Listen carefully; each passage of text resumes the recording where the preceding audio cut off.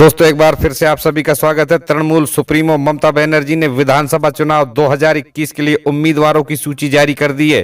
तृणमूल कांग्रेस ने 294 सीटों में से 291 सीटों पर उम्मीदवारों के नाम की घोषणा की। सुप्रीमो ममता बनर्जी ने 42 मुस्लिम, SD 79, ST 17 को टिकट दिए हैं। कालीपांग, दार्जिलिंग और कारसियांग पर घोषणा नहीं की। पूर्व मंत्री अमित मित्रा, मंत्री प्रणेंदु बसु चुनाव नहीं लड़ेंगे। विधानसभा परिषद का गठन किया जाएगा, उसमें उन्हें समाहित किया जाएगा। ममता बनर्जी नंदीग्राम से चुनाव लड़ेंगी। भवानीपुर से चुनाव लड़ेंगी या नहीं? भवानीपुर से शोभन चट्टोपाध्याय चुनाव लड़ेंगे। इस तरह तय है कि ममता बनर्जी केवल एक विधानसभा क्षेत्र नंदीग्राम से ही चुनाव लड़ेंगी। वो भवानीपुर से चुनाव नहीं लड़ेंगी। इस तरह से यदि बीजेपी शुभेंदु अधिकारी को उम्मीदवार बनाती है तो ममता बनर्जी और शुभेंदु के बीच मुकाबला होगा। ममता बनर्जी ने कहा कि टीएमसी कांग्रेस ही बंगाल में शांति ला सकती है। बंगाल की गौरव मां और बेटी की सुरक्षा और बंगाल को भारतवर्ष में नंबर 1 पर ले जाना है।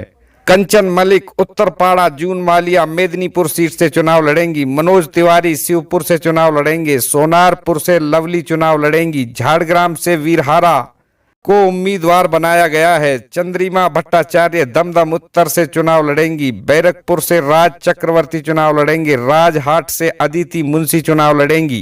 पूर्व मंत्री मदन मित्रा कमरहट्टी से, जावतपुर से मलय मजूमदार, बेहला पूर्व से रत्ना चटर्जी, उलबेड़िया पूर्व से विदेश बसु चुनाव लड़ेंगे।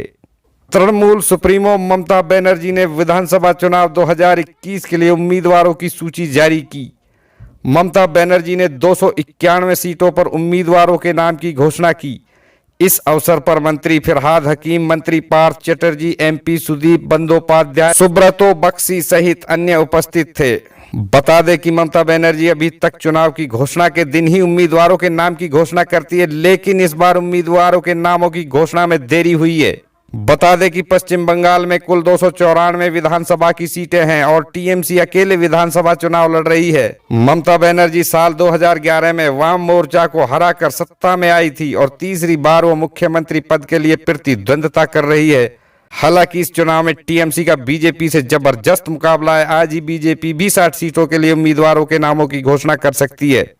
गौरतलब है कि साल 2011-2016 दोनों बार ममता बनर्जी ने शुक्रवार को ही लिस्ट जारी की थी।